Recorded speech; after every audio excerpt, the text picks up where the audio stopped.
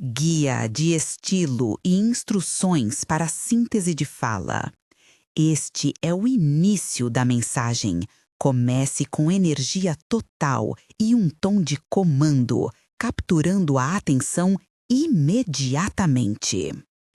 The last thing Joshua said to me in his soft, clipped voice was a command that felt like an apology and a dare all at once. Promise me you won't go to the farm for 30 days, not alone, not yet. He pressed a small brass key into my hand and folded a pale envelope across it, his fingers trembling in a way I had never seen until then. 2 weeks later, his heart stopped. Hypertrophic cardiomyopathy, they called it in the hospital room, where machines had been turned off, and I learned how to live in a silence that had once been full of his humming. If this story matters to you, stay with me to the end, subscribe, like, and share it with someone who needs to know that a legacy can be a weapon as much as a gift. I promised him that impossible thing.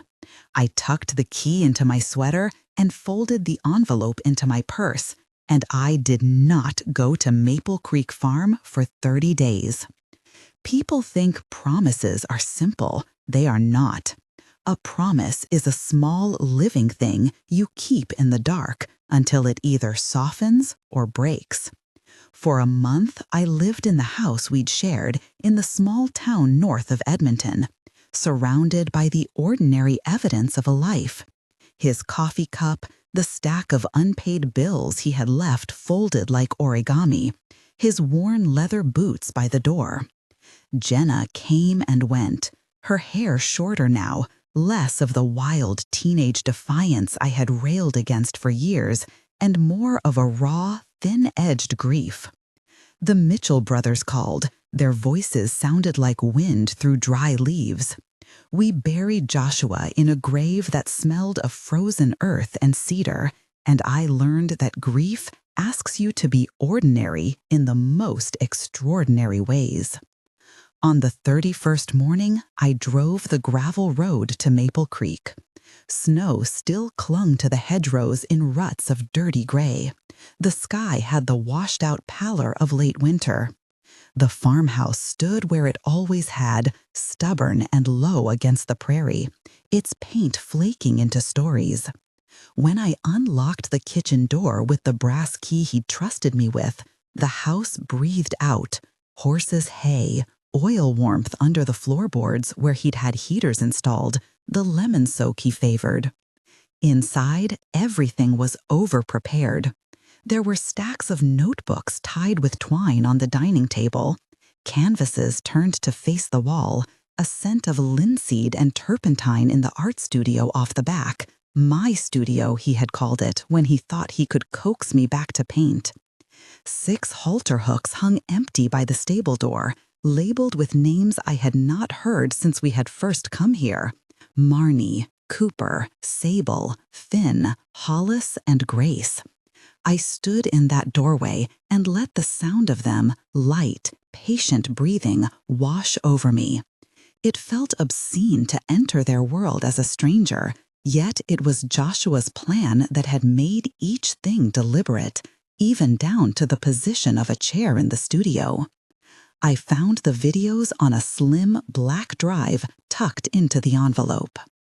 They were labeled like a man assembling a calendar of instructions, dates, short salutations, day 1, Kat, day 5, Jenna, day 12 for both of you, up to day 90 if you reach this. Joshua's voice in the first file was what I would expect, precise, affectionate, and annoyingly calm. "Don't be dramatic," he said, the way he used to say it when I had been about to throw out an imperfect canvas. "Kat, you have to let me do this my way. Trust the stranger." He smiled, and there it was, the curve of him I had loved, and also the strategy that had suffused every step we had taken together for the last decade. The stranger turned out to have a name, Edmund Gray, an independent trustee whose letter sat in a brass frame on the mantel. He was not family. He was the sort of man Joshua described in gentle, businesslike terms in a note.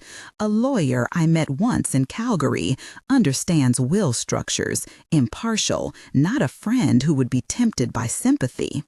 Joshua had signed a document that transferred control of certain assets to Gray for a 30-day hold after his death. Enough time, Joshua wrote, to let grief settle so that we would make decisions with judgment rather than desperation. In his last weeks, he had been feverishly practical, as if assembling an elaborate contraption to test whether the people around him would act in character when push came to shove. He called it the 30-day test. It was brilliant and small and cruel. He had trusted a stranger with his fortune to protect us from ourselves and, as I would soon learn, to provoke the truth of those around us. On day 2 of my arrival, the brothers came like winter rain, inevitable and invasive. Robert led them, tall, a presence that filled space the way smoke fills a room, with a hand that kept forgetting to be gentle. Alan spoke carefully and lawyerly, the slippery cadence of someone who had made sentences into instruments. David trailed, carrying the posture of someone who had seen his brother succeed and pretended not to notice how the world slid toward them. They filled the kitchen with voices and stale cologne and a sense of entitlement that made my jaw ache. "We're family, Cat," Robert said, the name chosen like a barge of obligation. Alan had already produced a folder that smelled faintly of printer ink, counterclaims, affidavits, murmured legal standards. "There are procedures when a decedent leaves assets with contingencies," he said, all civility and sharpened edges. "The 30-day hold is a neat trick, but it doesn't negate the reality of intestacy claims. You need counsel." I had no counsel then. I had Jenna, furious and brittle, and a man named Ellis who had come the evening before, as if the smell of horses alone could anchor him to our grief. Ellis had a history the town whispered about, an old record, a sentence served, and then a life rebuilt in the work of hands and horses. Guia de estilo e instruções para a síntese de fala. Você é narrador, palestrante, com voz potente, forte e autoritária. O tom deve ser firme e inabalável. Contexto de continuidade. A frase anterior era "A life rebuilt in the work of hands and horses". Você está no meio de uma frase ou pensamento. Mantenha o ritmo e a força vocal sem quebrar a conexão. Haja como se estivesse transmitindo uma verdade fundamental. He looked at the brothers like he could measure the space between their words and their actions. "This place isn't a ledger," he said quietly to me as the brothers talked. "It's a living thing. They can't treat it like a checkbook." Joshua's videos became scaffolding for my days. Each morning, I made coffee and sat before a small monitor in the studio. His face would appear like someone calling from the past.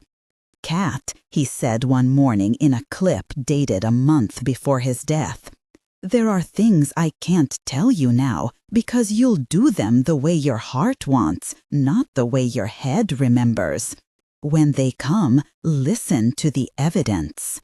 He showed me maps pinned in a bomber jacket of his hands, geological surveys with colored lines and deep notes.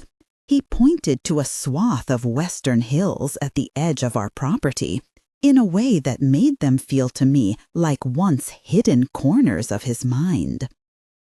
It was those maps that first made the brothers' interest make sense.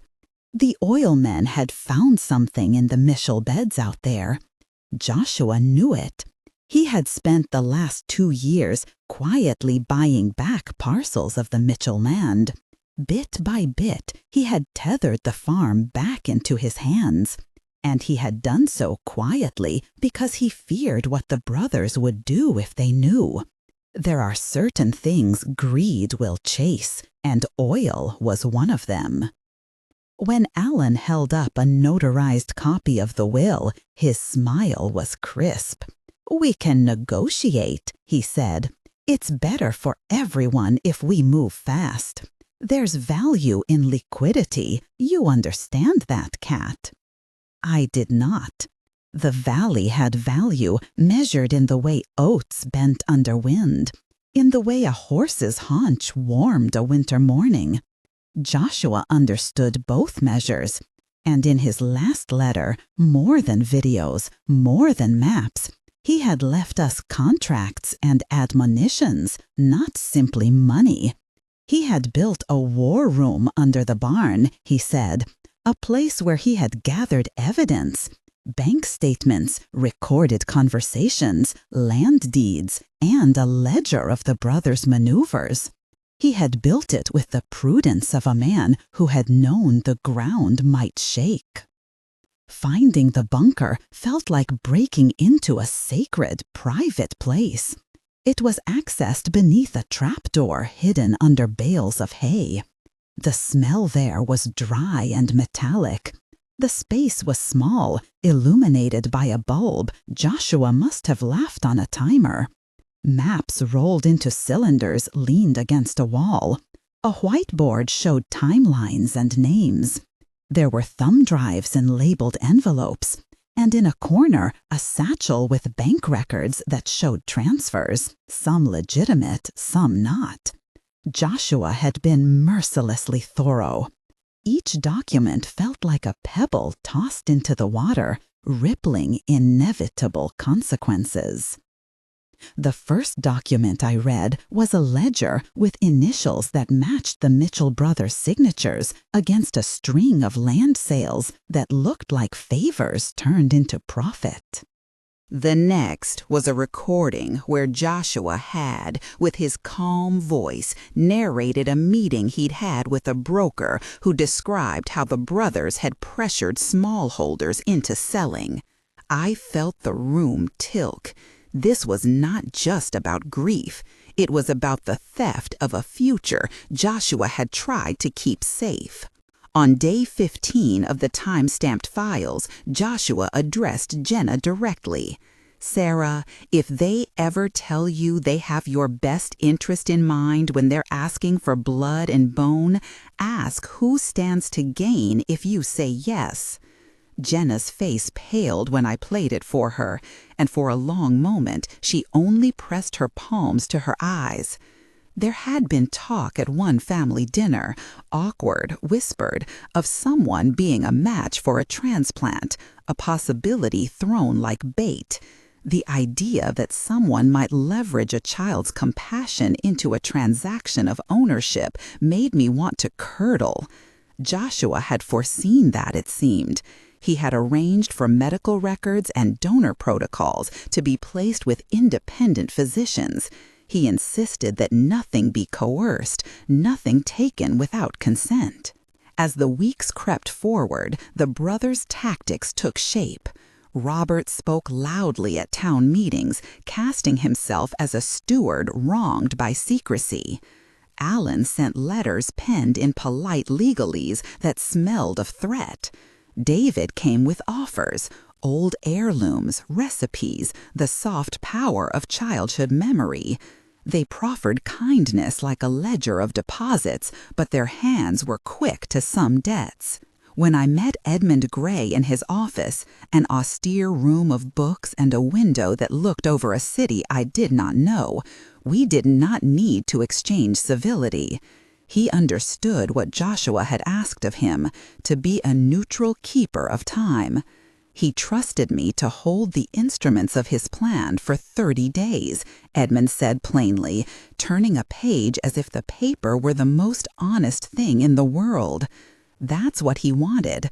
It was never about withholding.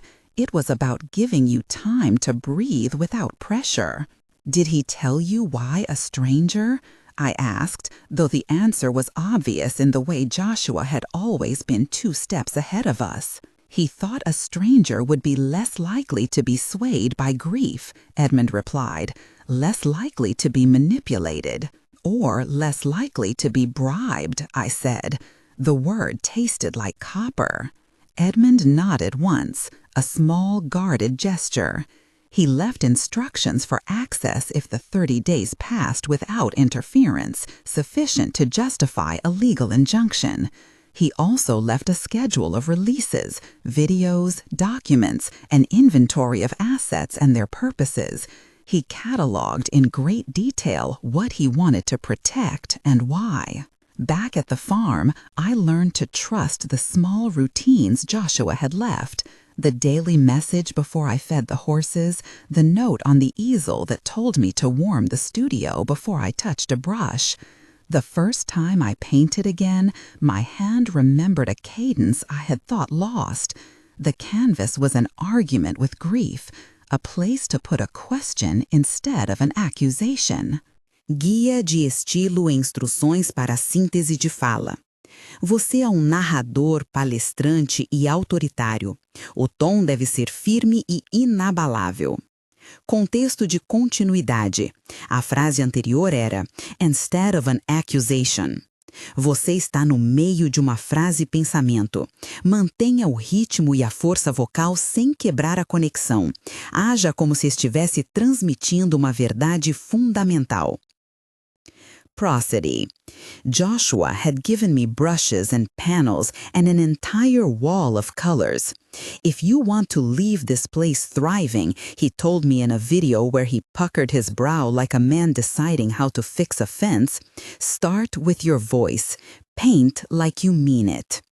But the brothers were patient predators. They pressed. They hired an RCMP constable to serve notice that certain deeds might be subject to challenge. They called our bank, trying to freeze accounts. They found a reporter from a small provincial paper willing to paint a portrait of family discord for a headline. Each move was a chess piece. They were not merely greedy, they were practiced at turning noise into legitimacy. One night, Jenna and I sat in the studio light, surrounded by blank frames. She put her head in her hands and said, "He trusted a stranger, Mom. Why would he do that? Why not trust us?"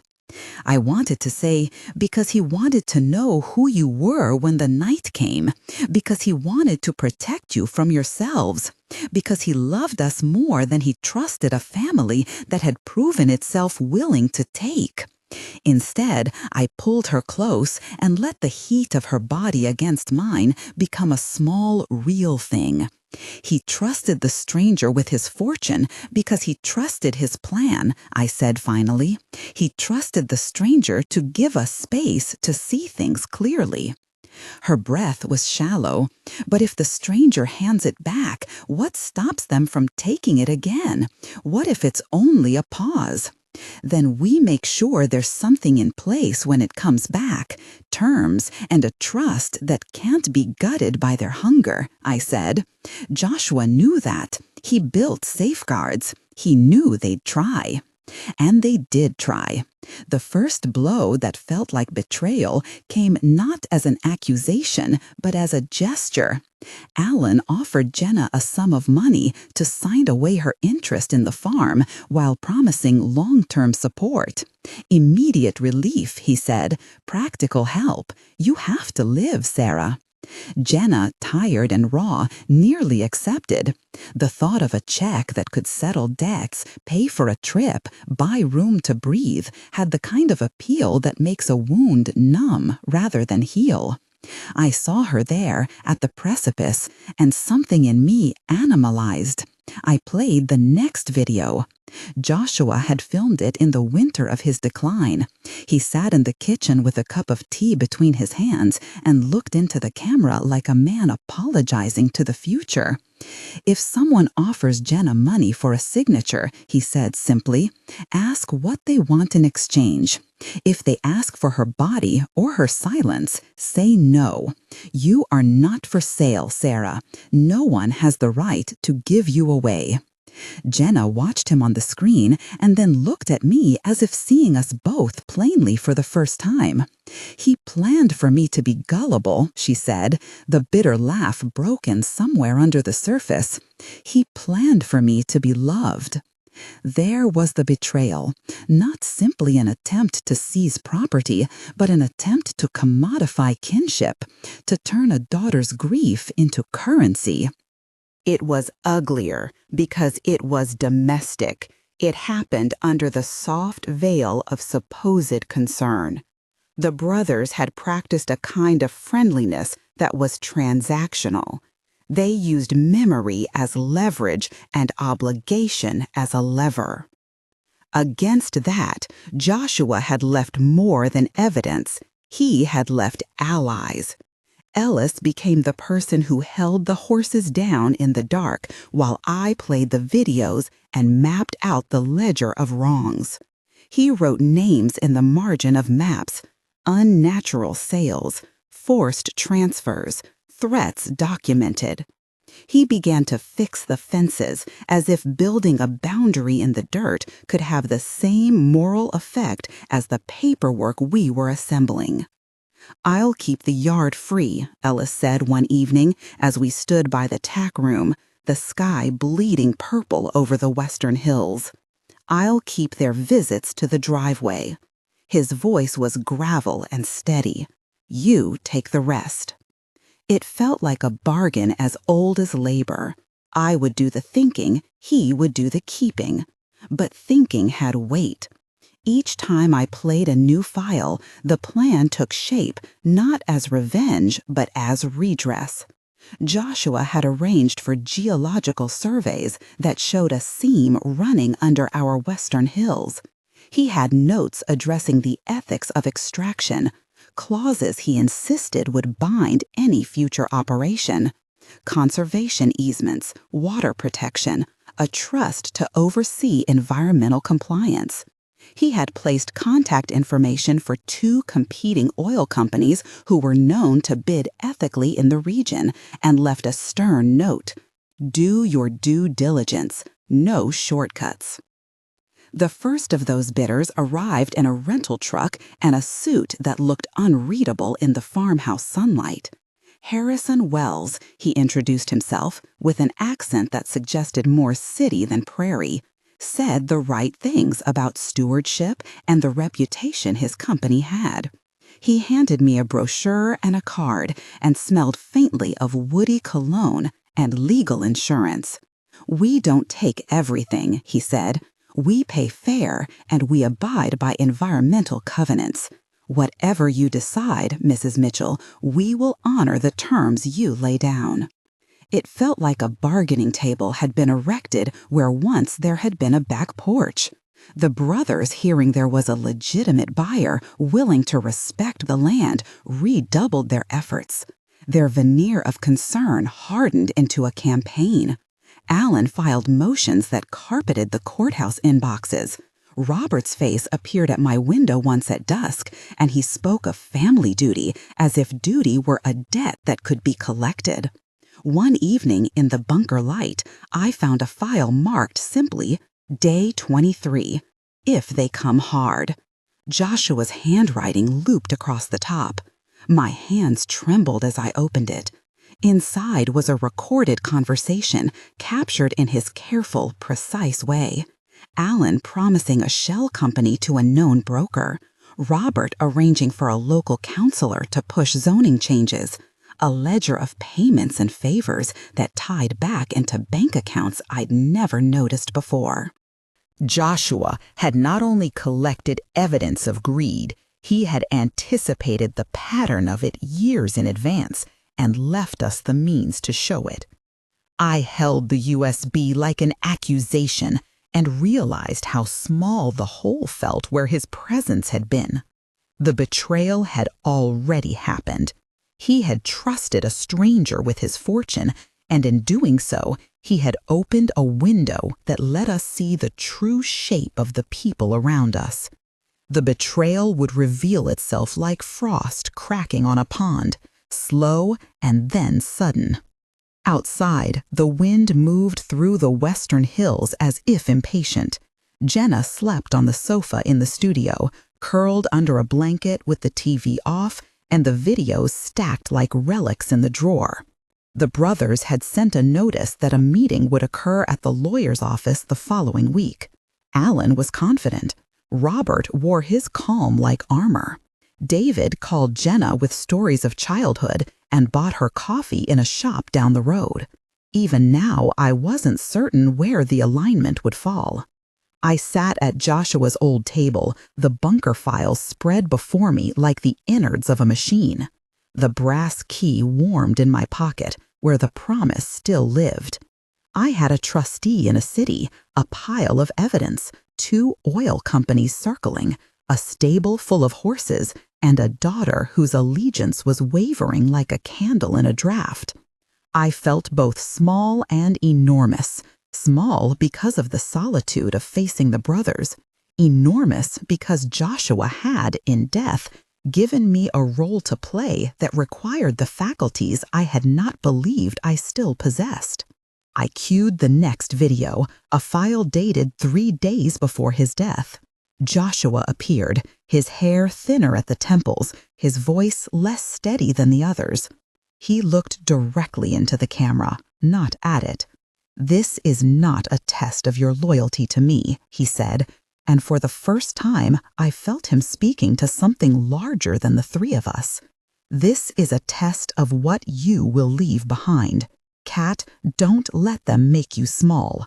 Paint, protect, make a trust. Find people who understand stewardship. And if they come to you with a story about blood and necessity, ask who stands to gain." He paused, and the silence that followed in the video was as loud as any argument. I closed my eyes and let the room spin back into place. The 30 days were over. The stranger had kept his watch. The betrayal had already begun. I swallowed and felt the taste of it, iron and resolve. Outside, the horses shifted. In the farmhouse, a knock sounded at the door. I stood, the papers like weight in my hands, and walked toward the sound, toward whatever would follow, with Joshua's last instruction loud in my ears. Do not be dramatic.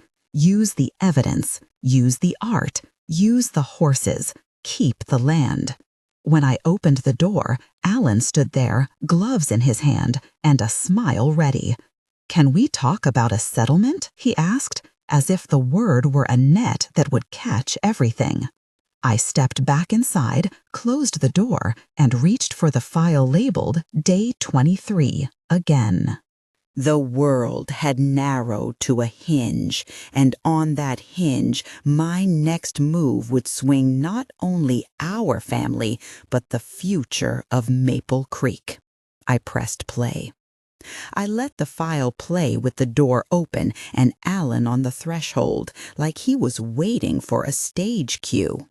Joshua's voice filled the small hallway, calm, methodical, naming accounts, dates, names. He had the patience of someone cataloging a slow storm. Alan's smile thinned as the recording moved through the ledger entries. He stood very still. For a moment, I could see a man trying to decide whether to keep pretending he had nothing to hide. "We can talk this through," he said finally. "There's a way to settle without—" "Without what?" I asked. I didn't need to finish the sentence. The tape had finished the sentence for me. He shifted his gloves in his hands, a useless gesture.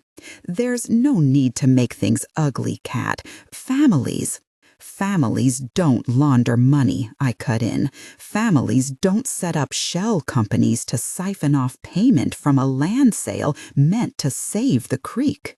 He laughed once, a brittle sound. "You're being melodramatic. He was always dramatic." "He left instructions," I said. "He taught me how to follow paper. He left me the brass key and a trustee and a lawyer who reads beyond the lines. He left us a way to make right what he feared would go wrong." The rain that had been holding off finally began to patter against the porch roof.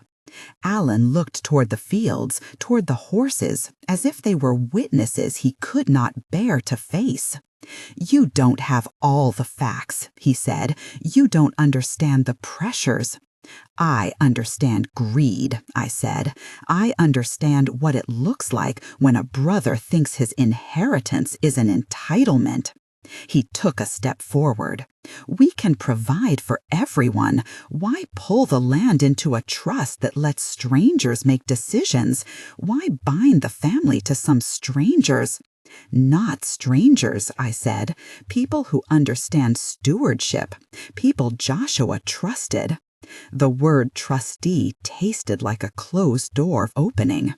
"We can fix this without turning it into a scandal, or we can let you make it a scandal by forcing my hand." Alan's jaw worked. For a second, there was something like hunger in his face. Then he controlled it. "You don't get to decide unilaterally," he said. "There will be a meeting with the lawyer. We'll go through the motions. There will be offers." "Then we will go through those motions together," I said. "I'll bring the evidence to the lawyer. I'll bring Joshua's instructions. We'll let the law and the facts speak." He studied me, as if calculating a risk I had not considered. "You think you can win?" he asked. "I think Joshua made it possible for me to make them accountable," I said. "And I paused because even now the fragile thing in my chest demanded it. "I think Jenna deserves to know the whole story, not the version you want her to have." At that, his face hardened. "You don't get to recruit her," he said. "She's our family." "She's my daughter," I answered. He stood there a beat longer, then turned away as if the conversation had never happened, and the porch was no place to continue power plays. "You haven't heard the last of this," he said over his shoulder. When the door closed, I let out a breath I hadn't realized I'd been holding. The house felt suddenly too small and full of paper. I went to the studio where Jenna still slept, the blanket pulled up to her chin. Morning had a way of catching people and showing them what they were. So I set the laptop on the coffee table and cued the 3-day before video, Joshua's eyes, the pause, his charge to me. I didn't want to manipulate her, only to give her the facts unfiltered. She stirred and blinked awake. Her hair was a mess of sleep. For a moment, she read like any woman who had been given the space to be tired. Then she saw the screen and sat up. "Mom?" "Watch," I said, "all of it." We watched the files in order, the ledger talk, Alan's voice, polite and precise on the recorded call, Robert's name in the margin of a payment schedule, the voice of a counselor promising zoning language in exchange for expediency. At the end of the third file, Joshua's face filled the screen again. "Ask who stands to gain," he said. Jenna's mouth pressed into a line. Her fingers flexed against the blanket. "He knew," she whispered. He thought they'd take advantage of what he built," I finished. "He wanted it protected." She looked at me then, and something like steel set into her. "Then we protected," she said, "not for a lawyer's favor, for him." We sat there for a long time in reflected light, the quiet of the studio broken only by the distant sound of the horses shifting in their stalls. Planning came like a tide. I called the trustee in the city and left a message marked urgent.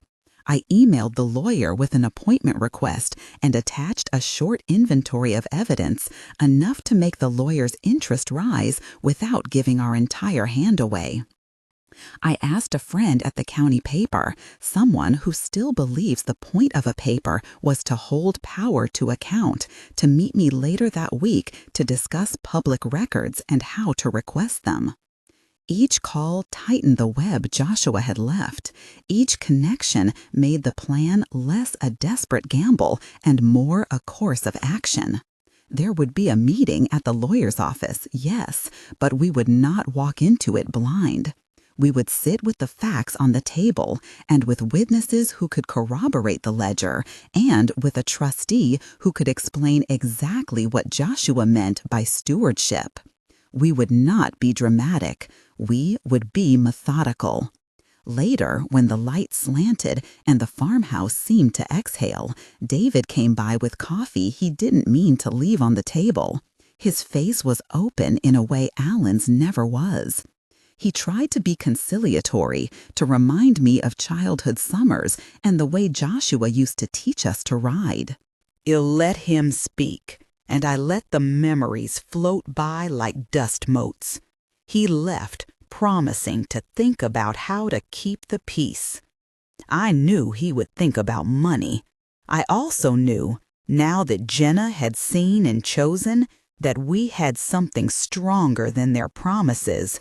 Evidence, a trustee, community attention, and the stubborn care of someone who had loved this land enough to leave instructions. Night came with the wind and the horses' low breathing. I walked out to the stable and ran my hand along a flank of one of the mares. The fur was warm and steady. Joshua had asked me to be a steward, not a soldier. Stewardship required patience, records, and good fences. It also required stubbornness. I went back into the house and gathered the USB, the ledger printouts, a copy of Joshua's trust language. I packed them into a folder and placed it by the front hall light where Alan's footsteps had died a few hours before. Tomorrow would be the lawyer's meeting. Tomorrow I would walk in not as a woman pleading, but as someone who held the map to every crooked line they'd drawn. Outside, the wind scraped across the fields like an impatient hand. Inside, the files lay quiet and dangerous and true. I locked the door, clipped the brass key to my belt, and told myself in a voice that felt like Joshua's not to be dramatic. Then I sat down and began to write out the questions I wanted answered at the meeting, clear, precise, aimed at making the ledger speak out loud. It was a long list. The work had finally begun. The lawyer's office smelled faintly of lemon oil and old paper. Evelyn Hart had a steady hand and a way of seating you that made you feel less like a supplicant and more like a witness called to testify. She set the folder between us as if it were an instrument to be tuned. "We will want originals where possible," she said, flipping through the printouts with careful thumbs. "Digital copies can be preserved, but courts like a chain of custody. Where did these come from?" "Joshua's laptop. I made the copies the night I found them. The USB has timestamps. The ledger was on a flash drive he kept in his desk drawer. There are emails, recorded calls." Evelyn nodded. "Good. We will move quickly. 2 immediate things: preserve evidence and get a temporary restraining order to prevent any changes to the property or the trust until this is resolved. If Alan attempts a transfer, we file contempt. But to persuade a judge, we need a credible, documented claim of wrongdoing. What you have here looks promising. What's the trustee's position?" I told her about the call I'd left, about the trustee's promise to meet and to look at the trust language. Evelyn's pen scratched. If the trustee is prudent, he'll hold with you. Trustees are fiduciary. They're bound to follow the settler's expressed wishes. But trustees vary. Some cling to paperwork and ignore context. We'll need him to file a motion saying he will not effectuate any transfers until an accounting is produced. We have Maya, Jenna said. She said she'd help with public records and can run a background on Robert and the counselor. Evelyn's jaw softened. Press attention is a double-edged thing, but in an instance of this kind, it can prod institutions to act properly. Be careful about how much of the evidence goes public before we file. Leaks can provoke desperate acts. You mean Alan might try to hide things? I asked. It felt small to say it aloud. He'd always had that small, clean fury, like a man who polishes knives. He might, Evelyn said, or he might try to manufacture paperwork, or he might ask the county for a quick clerical change if there are ambiguous documents. That's why we file first. Injunctive relief buys us time. We should talk subpoenas, depositions, and, if necessary, criminal referral. Jenna rubbed her hands together until knuckles blanched. We should bring the horses, she said, like it was the next logical step. It made me smile despite the tension. We don't literally bring them, Evelyn said, then allowed herself a small laugh. But we will summon witnesses, people who saw the meetings, payments made, who can corroborate Joshua's resistance to any deal. Your neighbor David could be someone. The name hung in my mouth. David had been polite, familiar, the brother who offered a hand and returned it folded inside his palm. He'd made a vague promise to think about peace. That could mean he would stand with us if pieces of him overlapped with Joshua's memory, or it could mean he would fold under the weight of what was offered him. Can we subpoena the counselor's communications? Jenna asked. Yes, Evelyn said. If the ledger indicates payments or promises, we can subpoena emails, texts, bank records. Some things are easier to hide these days, but nothing is impossible to trace. The ledger with a matching withdrawal, the call recording, a counselor's message, those make a narrative that a judge can see. We left Evelyn's office with a list of what to get: certified copies of the trust, original drives, contact details for anyone who had spoken with Joshua about the land. Outside, the city moved on in its oblivious rhythms. Traffic, a man with a guitar, a woman with a stroller. Ordinary motion under which our small war uncoiled. At the farmhouse, the light had the late summer thickness of gold. Maya arrived with a sheaf of printed records and a grin that was mostly relief. I pulled everything I could think of, she said. Campaign contributions, zoning variances, the counselor's financial disclosure forms. Robert's name appears as an attorney of record on a shell company formed 5 years ago. It's not proof of a quid pro quo, but it's a thread. Guia de estilo e instruções para a síntese de fala. Você é narrador palestrante com voz potente, forte e autoritária. O tom deve ser firme e inabalável. Contexto de continuidade. A frase anterior era "Not proof of a quid pro quo, but it's a thread." Você está no meio de uma frase-pensamento. Mantenha o ritmo e a força vocal sem quebrar a conexão. Haja como se estivesse transmitindo uma verdade fundamental. She handed me a newspaper clipping she had marked with yellow grease pencil, a small photo of the counselor at a ribbon cutting, an accompanying paragraph about economic revitalization and private partnerships. Jenna placed her hand over the clipping as if to quiet it. "Jenna," she said, "that name was in Joshua's margin. He scribbled it like he didn't trust it to be private." There were phone calls, arranging dates for the trustee to come out, coordinating with Evelyn to file the motion the next morning, setting up a time for depositions. I drove to the stable in the afternoon to clear my head. The mares nickered when I came, pressing their muzzles into my sleeve. Their warmth grounded me in a way words did not. "You're doing right," I told them. It wasn't for them. It was for Joshua, for the land he'd turned into a place that worked and breathed on its own terms. Stewardship, not sale. I thought of the way Joshua had smoothed a fence post with his palm, teaching with quiet corrections, planting hedgerows and shelter belts as if he were writing a prayer into the soil. That evening, as dusk pooled into the hollows of the fields, David came back. He walked up the lane as if expecting to be welcomed, hands empty this time, shoulders a little slumped. Jenna met him on the porch.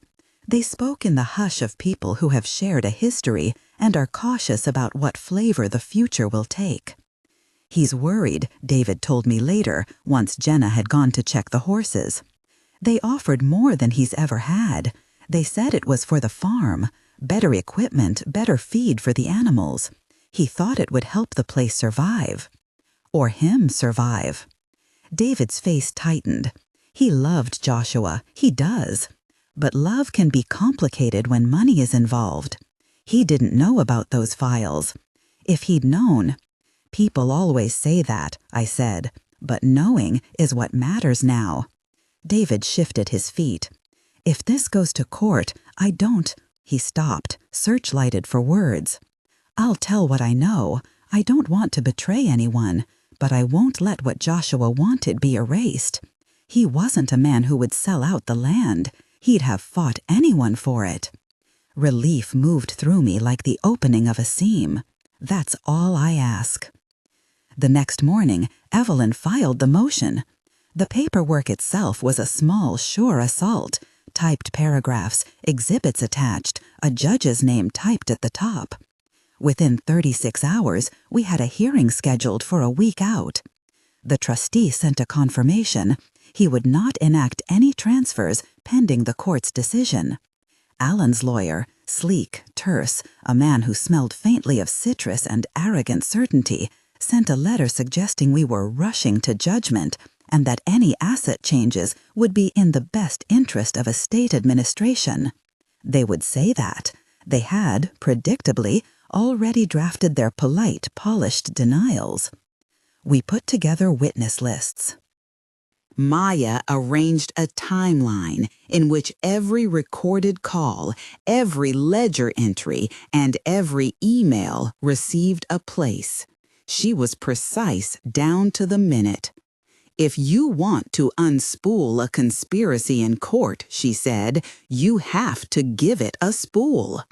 She used words like evidence as if placing them on a shelf and dusting them for the judge to read. Jenna became all concentration. She called relatives, friends of Joshua's, who would testify to how stubborn he had been about selling. She gathered photos: Joshua by the north pasture, Joshua at the fence line, Joshua signing a document with a look that said he meant what he wrote. Each image was a chip of testimony. The week moved lean and bright. On the 5th day, Alan came to the farmhouse. He stood at the edge of the driveway as if the land itself had posed him a question and he had come to answer.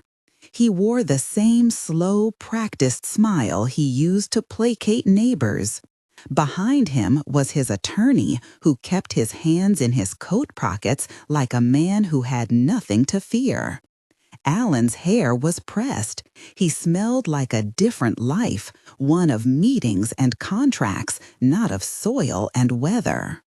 "I didn't want this to get ugly," he said, as I met him on the porch. "Joshua and I, well, we had arrangements, things to keep this place running. You said you wanted to think about peace, I replied. We took you at your word. We can still do it the easy way, he said. An adjustment tonight. We don't have to drag this into the paper.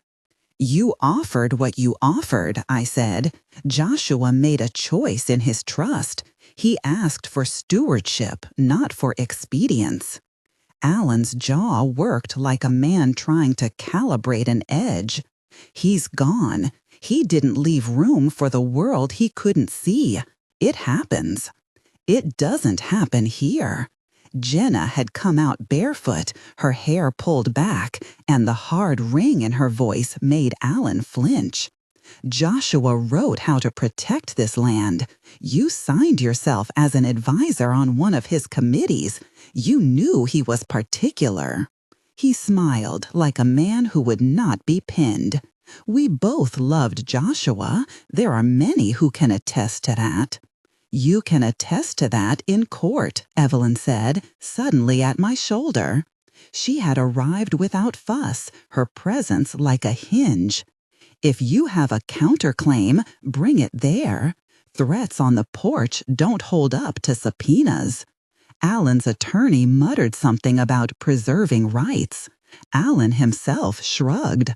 I came to offer a last time to avoid this, but if you insist on a fight. It's not a fight we're looking for, Jenna said. It's stewardship. It's what Joshua asked. He left then, without spectacle, but with a tension that thudded around him like a belt tightened a notch. For a moment after, the air felt denser, charged. The horses whinnied in the field, as if expecting thunder. We watched until the car rounded the bend and became a small dark bead on the horizon. In the days that followed, the county paper ran a quiet piece about the hearing. Robert's name on its incorporation papers looks thin, but there's always someone behind thin. The wind pushed at the eaves as if anxious. The mares stamped in their stalls. There is a rhythm to months and to documents and to horses breathing, and within that rhythm we were suddenly in a new cadence, faster, more urgent. The plan we'd made, the slow march of stewardship, had to become nimble. We'd sharpened our case into a tool. Now we needed to wield it. That afternoon, David stopped by with a man I didn't recognize, an old acquaintance of Joshua's who'd worked with him on fencing and shared a history of quiet loyalty. He had in his truck 2 boxes of invoices, old sheets of paper stamped with dates and trades and the names of men who'd taken cash for services. He'd kept them, he said, because Joshua paid him in trust, not in profit. If they ask for a price on the land, they'll find receipts that show who got what, he said. We added them to the folder. Each receipt, each name became a stitch in the net we were knitting to hold intention against avarice. That night I sat on the back step and listened to rain in the fields. The house had the low sound of breathing, Jenna sorting cards, Maya typing in the other room, the horses somewhere beyond the fence.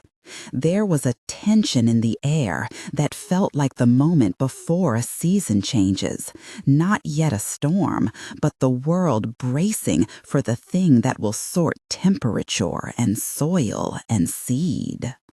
I thought of Joshua's hands on the hedgerow, of the ledger laid open like a confession. I thought of the trustee's promise to hold steady, and of Evelyn's calm voice explaining motions and subpoenas. I thought of Alan's polished attachment, and of the shell name with Robert signed into it. Tomorrow we would walk into a courtroom and ask a judge to see not just numbers, but intention. We would show the ledger and the recordings and the people who could tell a story only a map of receipts and voices could tell. We would ask the law to be the fence post Joshua had requested. I closed my eyes and rehearsed under my breath the simple words Joshua would have liked. Be stubborn, be steady, keep the fences in good repair. Then I went to bed, the folder close at hand. Outside, the rain slowed to a fine film. The night held the field like a palm. The fight ahead was not a single glorious thing. It was paperwork, testimony, patience, and a stubbornness that bent but did not break. It was enough. For now.